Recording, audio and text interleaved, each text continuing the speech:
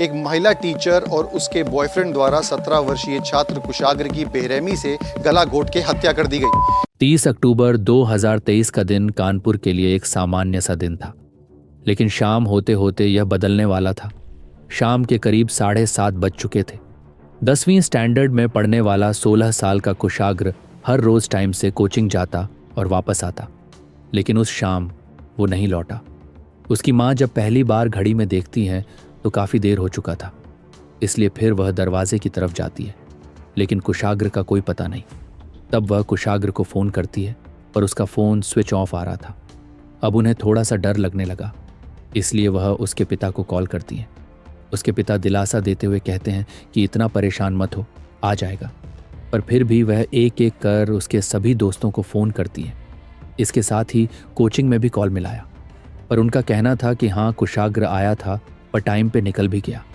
अब सवाल उठता है कि कुशाग्र कोचिंग से निकलकर कहाँ गया। इसी सवाल के बीच उनके बालकनी के कोने में पड़ा एक सफ़ेद कागज़ में लिपटी एक लेटर मिलती है, जिसे पढ़ते ही सबके होश उड़ जाते हैं। दरअसल बात कुछ ऐसी है कि 30 अक्टूबर 2023 की रात 8:10 पर कुशाग्र की माँ बालकनी में पड़े उस लेटर को खोलती है। खोलते ही उनकी रूह कांप जाती है। हाथ से कागज़ फिसलता है, आंखें नम हो जाती हैं और पैरों तले ज़मीन खिसक जाती है।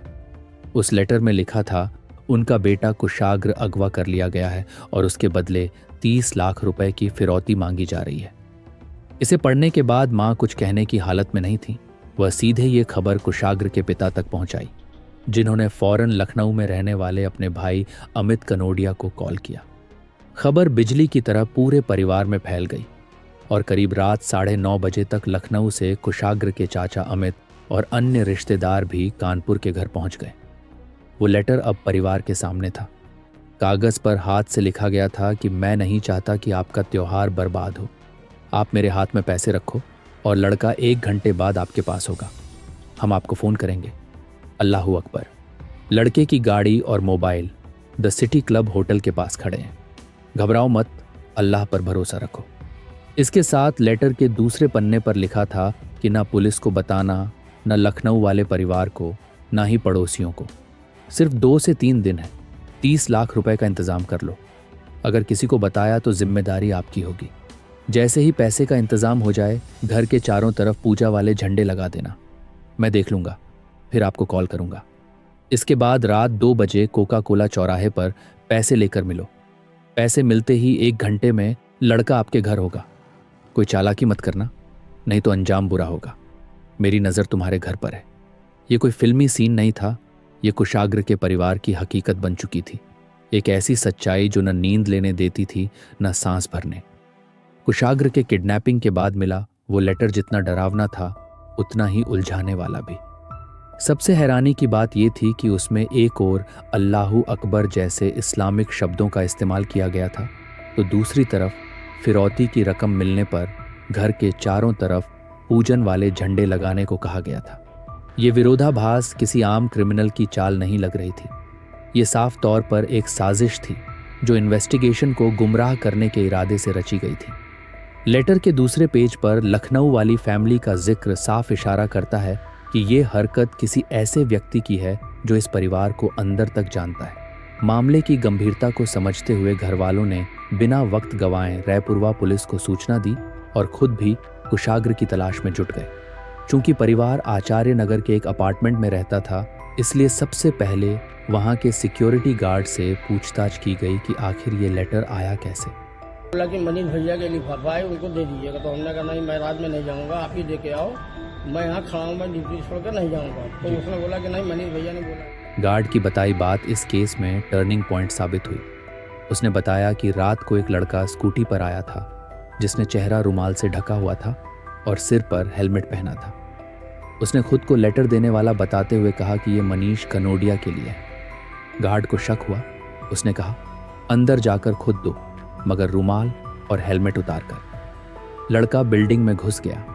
तभी गार्ड स्कूटी के पास पहुंचा। स्कूटी की आगे की नंबर प्लेट को काले पेंट से ढका गया था और पीछे की नंबर प्लेट पर कपड़ा बंधा था। इससे शक और बढ़ गया। गार्ड ने तुरंत कपड़ा हटाकर नंबर नोट कर लिया। कुछ ही देर में वो लड़का वापस आया और गार्ड को घूरते हुए निकल गया। गार्ड ने फोटो खींचने की सोची भी, लेकिन डर या झिझक के चलते वो नहीं कर पाया। मगर उस नंबर ने पुलिस के हाथ एक अहम सुराग दे दिया था। UP 77 ED 2204 यही वो स्कूटी नंबर था जो सिक्योरिटी गार्ड ने बड़ी होशियारी से नोट किया था और जिसने इस केस की पूरी दिशा ही बदल दी। घर के बाहर लगे CCTV फुटेज में भी वही स्कूटी दिखाई दी। पुलिस ने बिना वक्त गंवाए उसका रजिस्ट्रेशन नंबर ट्रेस किया तो जो नाम सामने आया उसने सबको चौंका दिया। दरअसल वो स्कूटी रचिता वत्स नाम की एक लड़की पर रजिस्ट्रेशन हुआ था। वही रचिता जो कभी कुशाग्र की ट्यूशन टीचर रह चुकी थी और अब भी उसके घर में एक फैमिली फ्रेंड की तरह आती जाती थी। कुशाग्र के माता पिता के लिए यह किसी सदमे से कम नहीं था, क्योंकि रचिता तो उसी दिन से लगातार उन्हें कॉल कर कुशाग्र की चिंता जता रही थी, उसकी तलाश में मदद कर रही थी। कुछ पता चला?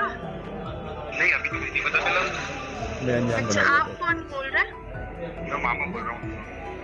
अच्छा, तो क्या हुआ? कुछ आदि क्या बोल रहा था? कोई लेटर वेटर क्या ये तो क्या फिर था? बच्चे ने लेटर की बात की थी उससे और और वो स्कूटी की मेरे बात से की पूछ थी, रहा है कि एक्साइटमेंट में ज़्यादा आपकी बोल रही स्कूटी थी। का मेरा बीपी लो हो गया मेरे। पर सवाल वही है कि क्या रचिता ही मास्टरमाइंड थी या फिर किसी और ने उसे मोहरा बना दिया था।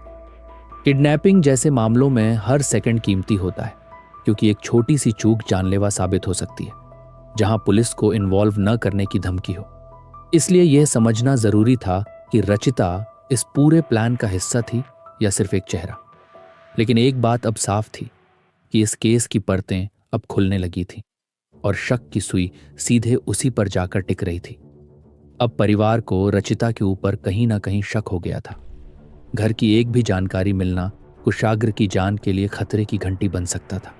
यही वजह थी कि कुशाग्र का परिवार बिना कोई हड़बड़ी किए सबसे पहले रचिता के घर पहुंचते हैं और सामान्य तरीके से उसकी स्कूटी के बारे में पूछते हैं। रचिता बताती है कि उसकी स्कूटी फिलहाल उसके बॉयफ्रेंड प्रभात शुक्ला के पास है, जो ओम नगर इलाके में रहता है। इसके बाद रचिता खुद उन्हें प्रभात के घर लेकर जाती है। प्रभात के घर के बाहर वह स्कूटी खड़ी मिलती है। अब इनका शक यकीन में बदल गया था, लेकिन बिना जल्दीबाजी दिखाते हुए कुशाग्र के परिवार वाले उनसे कहते हैं कि वे उनकी कुशाग्र को ढूंढने में मदद करें। इसी बहाने कुशाग्र के चाचा प्रभात को और उसकी स्कूटी को लेकर पास के थाने पहुंचते हैं ताकि पुलिस के सामने मामला खोला जा सके। उधर पुलिस भी लगातार हर दिशा में जांच में लगी थी। घर के बाहर लगे CCTV फुटेज को खंगालने पर उन्हें एक लड़का दिखता है जो मुंह पर रुमाल और सिर पर हेलमेट पहने रचिता की स्कूटी से आता है। पुलिस फिर कोचिंग सेंटर पहुंचती है, जहां एक फुटेज में कुशाग्र कोचिंग खत्म होने के बाद बाहर निकलता नजर आता है। लेकिन अगली फुटेज में करीब 4:15 बजे एक लड़का उसे रास्ते में रोककर लिफ्ट मांगता है और कुशाग्र उसे स्कूटी पर बैठा लेता है। यहीं से कहानी मोड़ लेती है, क्योंकि स्कूटी घर की दिशा में नहीं जाती, वो एक पूरी तरह से अलग रास्ते की ओर मुड़ जाती है। अब जैसे ही दोनों थाने पहुंचे, पुलिस ने उन्हें हिरासत में ले लिया। पुलिस ने सबसे पहले प्रभात से पूछताछ शुरू की, लेकिन वो चुप्पी साधे रहा। जब स्कूटी के बारे में पूछा गया तो साफ मुकर गया और कहने लगा कि आप चाहें तो नंबर चेक कर लीजिए। असल में प्रभात ने बड़ी चालाकी से स्कूटी की नंबर प्लेट में F को E में बदल दिया था ताकि असली नंबर न पकड़ा जा सके। उधर पुलिस की सख्ती के आगे रचिता की हिम्मत जवाब दे गई और वह टूट गई। उसने पूरा प्लान पुलिस के सामने उगल दिया। पुलिस ने जब प्रभात को बताया कि रचिता ने सब कुछ बता दिया है, तो वह भी डर गया और बोलने को मजबूर हो गया। उसने कबूल किया कि इस पूरी साजिश में उसका एक दोस्त शिवम गुप्ता उर्फ आर्यन भी शामिल था। वही आर्यन जो फिरौती का लेटर लेकर कुशाग्र के घर गया था। प्रभात ने बताया कि उस वक्त वह खुद भी आर्यन के साथ था, लेकिन कुशाग्र के घर से पहले होटल सिटी क्लब के पास उतर गया था। कुशाग्र की स्कूटी होटल सिटी क्लब के पास खड़ी थी, जिसे पुलिस ने बरामद कर लिया। लेकिन अब भी सबसे बड़ा सवाल यही था कि कुशाग्र इस वक्त कहाँ है? क्या वो अब भी जिंदा है? पुलिस जब प्रभात से पूछताछ के बाद उसके घर पहुंची तो उन्हें भी अंदेशा नहीं था कि कुशाग्र किस हालत में होगा। प्रभात ने जैसे ही घर का दरवाजा खोला, पुलिस ने तलाशी शुरू कर दी। तलाशी के दौरान जब एक स्टोर रूम का दरवाजा खोला गया तो वहां का मंजर देखकर सबकी रूह कांप गई। उस छोटे से कमरे में 16 साल के मासूम कुशाग्र की लाश पड़ी थी। दोनों हाथ और पैर रस्सियों से कसकर बंधे हुए थे और गले पर वही मोटी झूठ की रस्सी लिपटी थी जिससे उसका गला घोंटा गया था। वह मंजर किसी के भी दिल को चीर देने वाला था।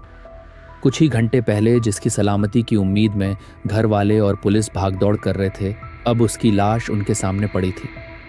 किसी को यकीन ही नहीं हो रहा था कि इतनी भीड़ भाड़ वाली जगह पर किसी मासूम की हत्या हो गई और किसी को भनक तक नहीं लगी। पुलिस को पास के एक सीसीटीवी कैमरे की फुटेज से अहम सुराग मिला, जिसमें शाम को पहले प्रभात और उसके पीछे कुशाग्र एक साथ जाते दिखे। लेकिन महज आधे घंटे बाद प्रभात अकेला वापस लौटता नजर आया। पुलिस और कुशाग्र का परिवार दोनों इस सच्चाई से अंदर तक हिल गए थे, क्योंकि कुछ ही घंटे पहले तो उनके हाथ में फिरौती का वो लेटर आया था जिसमें 30 लाख रुपए की मांग की गई थी। दरअसल इस खौफनाक कहानी के रचने के पीछे की कहानी कुछ ऐसी है कि कुशाग्र के पिता मनीष कनोडिया कानपुर के जाने माने टेक्सटाइल बिजनेसमैन थे, जिनकी गिनती शहर के रईसों में होती थी। परिवार आर्थिक रूप से बेहद मजबूत था। कुशाग्र खुद 10वीं कक्षा का छात्र था और 2 साल पहले तक रचिता उसे ट्यूशन पढ़ाया करती थी। रचिता का परिवार से ऐसा जुड़ाव था कि वह अब भी अक्सर उनके घर आती जाती रहती थी, जैसे कोई अपना हो।